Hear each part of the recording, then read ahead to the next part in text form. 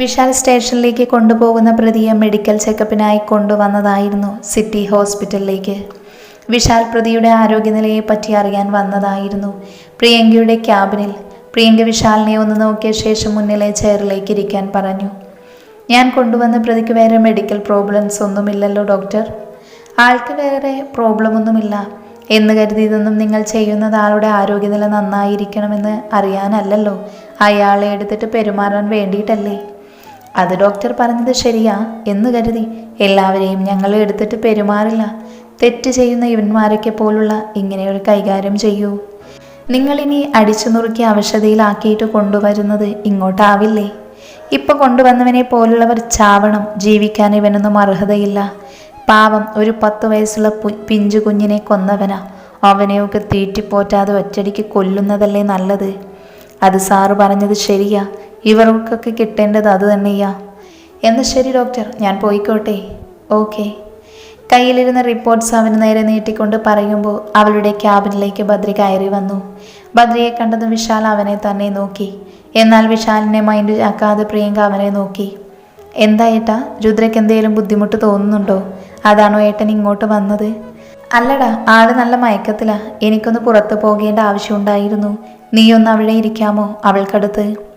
അതെന്തിനാ ഏട്ടാ? ഇത് കഴിഞ്ഞ് ഞാൻ അങ്ങോട്ടേക്ക് വരാനിരിക്കുമായിരുന്നു. അത്രയും പറഞ്ഞ് പ്രിയങ്ക ബദ്രയുടെ ഒപ്പം പോകുമ്പോൾ വിശാൽ അവിടെ തന്നെ നിന്നു. രുദ്ര, അവൾക്ക് എന്താ പറ്റിയേ? ഇനി അവൻ അവളെ എന്തെങ്കിലും ചെയ്ത് കാണുമോ? എങ്കിൽ അവനെ വെറുതെ വിടില്ല ഞാൻ. അത്രയും പറഞ്ഞ് വിശാൽ നേരെ ഋഷിയുടെ ഫോൺ വിളിച്ചു. വിശാലിൽ നിന്നും രുദ്ര എന്ന് കേട്ടതും സത്യാവസ്ഥ എന്തെന്ന് പോലും തിരിച്ചറിയാതെ അപ്പുവിനെയും അമ്മുവിനെയും മഞ്ജുവിനെയും കൂട്ടി നേരെ സിറ്റി ഹോസ്പിറ്റലിലേക്ക് പാഞ്ഞു. ഈ സമയം വിശാൽ വേഗം തന്നെ ആ പ്രതിയെ സ്റ്റേഷനിൽ കൊണ്ട് റിമാൻഡ് ചെയ്ത ശേഷം ഹോസ്പിറ്റലിലേക്ക് വന്നു. കാരണം ഋഷിയും അവരും വരുമ്പോൾ അവർക്കൊപ്പം രുദ്രയെ കാണാൻ അവനും ആഗ്രഹിച്ചു. വിജയലക്ഷ്മിയും വിജിത്തും വരുമ്പോൾ ഹാളിൽ തന്നെ കാലിന്മേൽ കാൽ കയറ്റി ടിവിയും കണ്ട് ഫ്രൂട്ട്സ് കഴിക്കുന്ന കല്യാണിയെയാണ് കണ്ടത്. അവരെ കണ്ടതും വിജയലക്ഷ്മിക്കും വിജിത്തിനും ഒരുപോലെ അവരോടുള്ള ദേഷ്യം നുരഞ്ഞു പൊന്തി.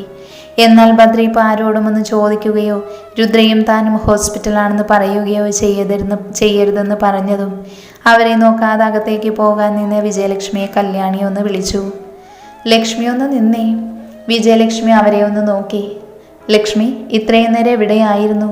ലക്ഷ്മി എവിടെ പോയെന്ന് ചോദിക്കുമ്പോൾ അച്ഛനും അമ്മയും അറിയില്ലെന്ന് പറഞ്ഞു. പിന്നെ നീ വൈകുന്നത് കൊണ്ട് രണ്ടാൾക്കുള്ള ഫുഡ് ഞാനാ കൊണ്ടുകൊടുത്തത്. അല്ല, എന്തു പറ്റിന്ന്? അച്ഛനും അമ്മയ്ക്കും ഫുഡ് എടുത്തു കൊടുക്കാൻ. അല്ലെങ്കിൽ ഈ പതിവില്ലാത്തതാണല്ലോ. നീ അത് എനിക്കിട്ട് വെച്ചതെന്നറിയാം. എങ്കിലും ഞാനത് കാര്യമാക്കില്ല. കാരണം ഞാൻ ഈ കുടുംബത്തിൻ്റെ മരുമോളല്ലേ.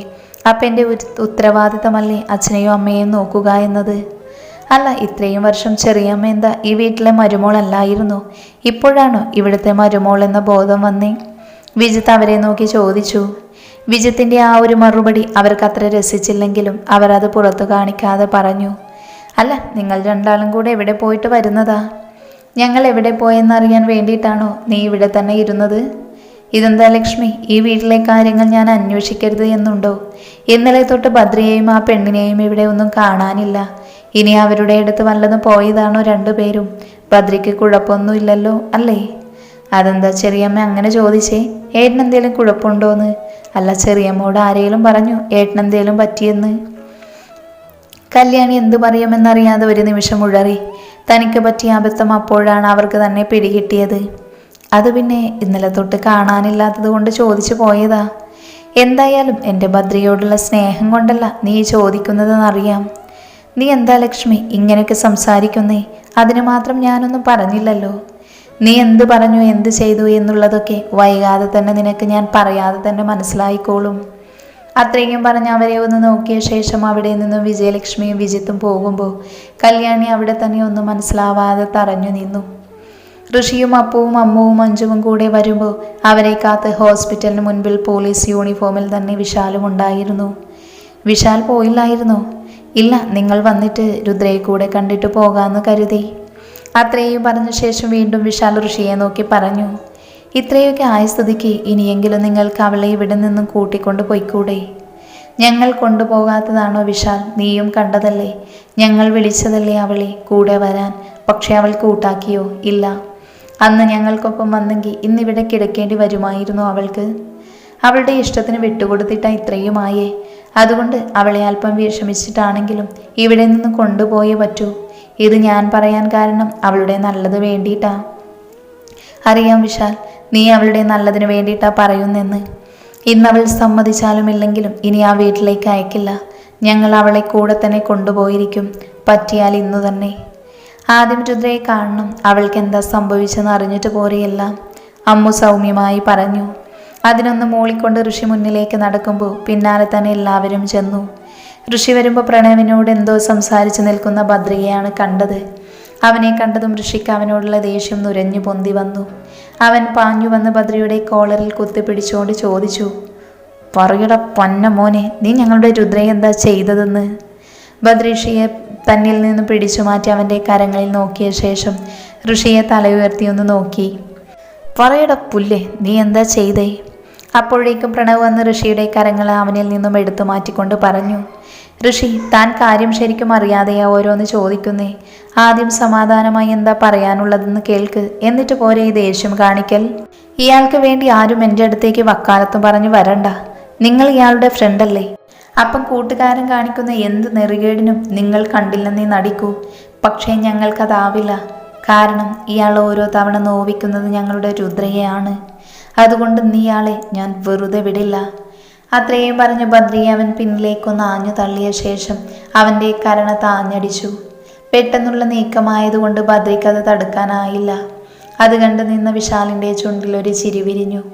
എന്നാൽ വീണ്ടും ഭദ്രയെ തല്ലാൻ ഉയർത്തിയ ഋഷിയുടെ കരങ്ങളിൽ അവൻ പിടിമുറുക്കി. ഇനി നീ എൻ്റെ ദേഹത്ത് തൊട്ട ആ കൈ പിന്നെ അവിടെ കാണില്ല. ഭദ്ര ദേഷ്യത്തിൽ അവനെ നോക്കി പറഞ്ഞു. പേടിപ്പിക്കുവാ നീ? എന്നാ കേട്ടോ, ഇതിലൊന്നും പേടിക്കില്ല ഋഷി. അത്രയും പറഞ്ഞ് അവൻ്റെ മറ്റേ കൈ കൊണ്ട് ഭദ്രയെ തല്ലാനാഞ്ഞതും അവനെ പിന്നിലേക്കാക്കിയ ശേഷം ഒറ്റ ചവിട്ടായിരുന്നു. ഋഷി അവിടെ കിടന്ന ചെയറിൻ്റെ പുറത്തേക്ക് പോയി വീണു. ഭദ്ര വേഗം അവൻ്റെ കോളിൽ പിടിച്ചെണീപ്പിച്ചുകൊണ്ട് പറഞ്ഞു, ആദ്യം നീ തല്ലിയത് അത് ഭദ്രി ക്ഷമിച്ചതാ. പക്ഷെ വീണ്ടും എന്നെ അങ്ങ് ഒലത്താമെന്ന് പറഞ്ഞു വന്നില്ലേ, അതാ എനിക്ക് നിനക്കിട്ട് തരേണ്ടി വന്നേ. ഭദ്രയുടെ ദേഹം നോവിക്കുന്നവനെ ഇതിലും വലുതായി നോവിക്കാൻ അറിയാഞ്ഞിട്ടില്ല. പക്ഷെ അത് ഞാൻ ചെയ്യാത്തത്. അത്രയും പറഞ്ഞൊന്ന് നിർത്തിയ ശേഷം ഭദ്ര വീണ്ടും പറഞ്ഞു, ഇതെൻ്റെ ഔദാര്യമെന്ന് കൂട്ടിയാൽ മതി. അത്രയും പറഞ്ഞ് തിരിഞ്ഞു പോകാൻ നിന്ന ഭദ്രയെ വിശാൽ വിളിച്ചു. നീ ഒന്ന് നിന്നേ. നീ എന്താ പറഞ്ഞേ? നിന്റെ ഔദാര്യമാണെന്നോ? എന്നാ ആ ഔദാര്യം ഞങ്ങൾക്ക് വേണ്ടെങ്കിലോ? വേണ്ടെങ്കിൽ ഞാൻ ആർക്കൊക്കെ എന്തൊക്കെ ഏതൊക്കെ അളവിൽ തരുമെന്ന് എനിക്ക് കണക്ക് പറയാനാവില്ല. നീ ആരുടെ പൊന്നമോനെ പേടിപ്പിക്കുന്നേ? നീ ഋഷിയോട് കാണിച്ച പോലെ എന്നോട് കാണിക്കാമെന്നൊരു വിചാരമുണ്ടെങ്കിൽ നിനക്ക് തെറ്റി. ഇത് വിശാല, വിശാൽ കൃഷ്ണ. നിന്നെ പോലുള്ള ഒരുപാട് കൊമ്പന്മാരെ മുട്ടിയിട്ടുള്ളതാ എന്നോട്. പക്ഷെ ആ കൊമ്പന്മാരുടെ കൊമ്പൊടിച്ചാൽ എനിക്ക് ശീലം. അതുകൊണ്ട് എന്നോട് മുട്ടുമ്പോൾ സൂക്ഷിച്ചു വേണം നീ. അതിന് ഭദ്രയൊന്ന് ചിരിച്ചു. നീ ഇത്രയും നാൾ മുട്ടിയത് ശരിക്കുമുള്ള കൊമ്പനോടായിരുന്നില്ല. ആയിരുന്നുവെങ്കിൽ ഇന്നിത് എൻ്റെ മുൻപിൽ പറയാൻ നീ ഉണ്ടാവില്ലായിരുന്നു. ഡാ പൊന്നെ, നീ എന്താടാ? നീ വലിയ മറ്റവനെന്ന വല്ല വിചാരവും ഉണ്ടെങ്കിൽ അതങ്ങ് മാറ്റുന്നതായിരിക്കും നല്ലത്. ഇല്ലെങ്കിൽ നീ എന്നെ എന്ത് ചെയ്യും? അങ്ങ് ഉലത്തുവോ? എങ്കിൽ ചെയ്തു കാണിക്ക്. ഭദ്ര ഇപ്പോൾ നിന്റെ മുൻപിൽ തന്നെ നിൽക്കുന്നില്ലേ? നിനക്ക് പറ്റുന്നത് എന്താണോ ചെയ്ത് ഞാനൊന്ന് കാണട്ടെ. ഭദ്ര അതൊരു ചിരിയോടെ വിശാലിൻ്റെ മുഖത്ത് നോക്കി പറഞ്ഞതും വിശാൽ പാഞ്ഞു വന്ന് ഭദ്രയുടെ കോളൽ പിടിമുറുക്കി. രുദ്രയ്ക്കുള്ള ഫുഡ് കൊടുത്തിട്ട് പ്രിയങ്ക തിരിയുമ്പോഴാണ് പുറത്തുനിന്ന് നേഴ്സ് രുദ്രയുടെ മെഡിസിനുമായി അകത്തേക്ക് വന്നത്. പുറത്ത് ആരാ സിസ്റ്റർ ബഹളമുണ്ടാക്കുന്നത്? പ്രിയങ്ക അവരെ നോക്കി ചോദിച്ചു. മേഡം, അത് ഈ കുട്ടിയുടെ ഹസ്ബൻഡില്ലേ, അയാളുമായി കുറച്ചു പേര് പുറത്തുനിന്നും തല്ലുണ്ടാക്കുന്നതാ. അത് കേട്ടതും രുദ്രയുടെ നെഞ്ചു പിടച്ചു. അവൾ ബെഡിൽ നിന്നും എഴുന്നേൽക്കാൻ ആഞ്ഞതും പ്രിയങ്ക അവളെ നോക്കി. എങ്ങോട്ടേ എണീറ്റ് ഓടുന്നേ? അവിടെ അദ്ദേഹത്തിന് ആരോ. എനിക്കെന്തോ പേടിയാവുന്നു. ഏട്ടനൊന്നും വരില്ല. പ്രണവേട്ടനും ഞങ്ങളൊക്കെ ഇല്ലേ ഇവിടെ. തൽക്കാലം നീ ഇവിടെ അടങ്ങി കിടക്കാൻ നോക്ക്. ഞാൻ പോയി നോക്കിയിട്ട് വരാം. ഞാൻ പോയ ശേഷം പിന്നാലെ വരാൻ നിൽക്കണ്ട, കേട്ടല്ലോ. അത്രയും പറഞ്ഞ് രുദ്രയെ നേഴ്സിനോട് നോക്കാൻ ഏൽപ്പിച്ച ശേഷം പ്രിയങ്ക പുറത്തേക്ക് പാഞ്ഞു. പ്രിയങ്ക പോകുമ്പോഴും രുദ്രയുടെ മനസ്സിൽ ഭദ്രയായിരുന്നു. അവനെന്തെങ്കിലും പറ്റുമോ എന്നുള്ള ഭയം. അതുകൊണ്ട് തന്നെ അവൾക്ക് അവിടെ തന്നെ ബെഡിൽ കിടക്കാനായില്ല. അവൾ മെല്ലെ ബെഡിൽ നിന്നും നിലത്തേക്ക് കാലുകൾ കുത്തി. അവളുടെ മനസ്സ് ഭദ്രയുടെ അടുത്തെത്താൻ പറഞ്ഞുകൊണ്ടിരുന്നു. അതുകൊണ്ട് തന്നെ നഴ്സ് പറയുന്നത് പോലും ശ്രദ്ധിക്കാതെ അവളുടെ കാലുകൾ മുന്നോട്ട് ചലിച്ചു. പ്രിയങ്ക വരുമ്പോൾ ഭദ്രയുടെ കോളിൽ പിടിമുറുക്കി നിൽക്കുന്ന വിശാലിനെയാണ് കണ്ടത്. അവൾ വേഗം അങ്ങോട്ടേക്ക് പാഞ്ഞു വന്നു. എന്താ ഇവിടെ? എന്താ നടക്കുന്നത്? ഇതൊരു ഹോസ്പിറ്റലാണെന്നെന്ന ബോധം പോലും ഇല്ലേ ആർക്കും? അത് എന്നോടല്ല, ഈ നിൽക്കുന്നവനോട് ചോദിക്കൂ ഡോക്ടർ. വിശാൽ പ്രിയങ്കയെ നോക്കി ഭദ്രയെ കാണിച്ചുകൊണ്ട് പറഞ്ഞു. പ്രശ്നം തുടങ്ങി വെച്ചത് അവനല്ല, നിങ്ങളൊക്കെയല്ലേ. കാര്യമറിയാതെ വന്ന് ഓരോന്ന് കാണിച്ചു നിന്ന് ന്യായം പറയുന്നു. പ്രണവ് വിശാലിനെ നോക്കി ചീറി. നീ കൂടുതൽ ന്യായം എന്നെ പഠിപ്പിക്കേണ്ട. നിന്റെ കൂട്ടുകാരനില്ലേ ഈ നിൽക്കുന്നവൻ? ഇവന് അകത്തു കിടക്കുന്ന പെണ്ണിനോട് കാണിച്ചതുപോലെ ഞങ്ങളും ആരോടൊന്നും കാണിച്ചിട്ടില്ല. വിശാൽ പ്രണവിനെ നോക്കി പറഞ്ഞു. അതിനവൾ പറഞ്ഞോ അവളെ ഇവൻ ഉപദ്രവിച്ചെന്ന്? ഇല്ലല്ലോ. അപ്പൊ പിന്നെ അകത്ത് കിടക്കുന്ന അവൾക്കില്ലാത്ത വിഷമം ഒരുത്തനും വേണ്ട. പ്രണവ് വിശാലിനെ നോക്കി ദേഷ്യത്തിൽ പറഞ്ഞു. അത് തീരുമാനിക്കേണ്ടത് നീയല്ല, ഞാനാ. നീ തീരുമാനിക്കുവോ പറയുവോ കാണിക്കുവോ എന്തോ ചെയ്തോ, പക്ഷെ അതിനു മുൻപ് നീ എന്നിൽ പിടിച്ച ഈ പിടി നീയായി എടുക്കുന്നോ ഇല്ലേ ഞാനായിട്ട് എടുത്ത് കളയണോ? ബദ്രി വിശാലിനെ നോക്കി ഒരു ഭാവവ്യത്യാസവുമില്ലാതെ പറഞ്ഞു. നീ ആരെയാടെ പേടിപ്പിക്കാൻ നോക്കുന്ന പുല്ലേ? അത്രയും പറഞ്ഞ് ഭദ്രയ്ക്ക് നേരെ കൈ ഉയർത്തിയതും ഭദ്ര അത് ലോക്ക് ചെയ്തുകൊണ്ട് പറഞ്ഞു. വെറുതെ എന്നെ കൊണ്ടൊരു സീൻ ഉണ്ടാക്കിപ്പിക്കരുത് ഇവിടെ. എനിക്കതിന് താല്പര്യമില്ല. എന്നാൽ സീൻ ഉണ്ടാക്കി അടങ്ങൂ എന്നാണെങ്കിൽ ഇത് ഹോസ്പിറ്റലാണെന്നും നിങ്ങളൊരു പോലീസുകാരനാണെന്നും ഞാനങ്ങ് മറക്കും. എടാ, അത്രയും പറഞ്ഞ് ഭദ്രയുടെ ഷർട്ടിൽ വീണ്ടും പിടിച്ചതും ഭദ്ര അവൻ്റെ ഷർട്ടിലും ദേഷ്യത്തിൽ ആഞ്ഞു പിടിച്ചു. രുദ്ര വരുമ്പോൾ പരസ്പരം ദേഷ്യത്തിൽ പിടിമുറുക്കി നിൽക്കുന്ന ഭദ്രയെയും വിശാലിനെയുമാണ് കണ്ടത്. അവൾ വേഗം അവർക്കടുത്തേക്ക് പാഞ്ഞു വന്ന് രുദ്രയെ കണ്ടതും ഋഷിയും അമ്മുവും അപ്പവും മഞ്ജുവും അവൾക്കടുത്തേക്ക് വന്നെങ്കിലും അവൾ അവരെ ശ്രദ്ധിക്കാതെ ഭദ്രയുടെയും വിശാലിൻ്റെയും അടുത്തേക്ക് വന്നു നിന്നു. സർ, എന്തിനാ അദ്ദേഹത്തെ പിടിച്ചു വെച്ചേക്കുന്നേ? വിട്ടേ. രുദ്ര വിശാലിനെ നോക്കി പറഞ്ഞു. ഇല്ല, ഇവനെ ഞാൻ വെറുതെ വിടാൻ ഉദ്ദേശിച്ചിട്ടില്ല. തന്നെ ഉപദ്രവിച്ച ഇവനെ ഞാനിന്ന്. അത്രയും പറഞ്ഞ് ഭദ്രയിൽ വീണ്ടും പിടിമുറുക്കിയതും രുദ്ര തൻ്റെ വയ്യായിക മറന്നുകൊണ്ട് വിശാലിനെ അവളുടെ കരങ്ങൾ കൊണ്ട് ആഞ്ഞു തള്ളി. നിങ്ങളോടല്ലേ പറഞ്ഞേ അദ്ദേഹത്തെ വെറുതെ വിടാൻ? അദ്ദേഹമല്ല എൻ്റെ ഈ അവസ്ഥയ്ക്ക് കാരണം.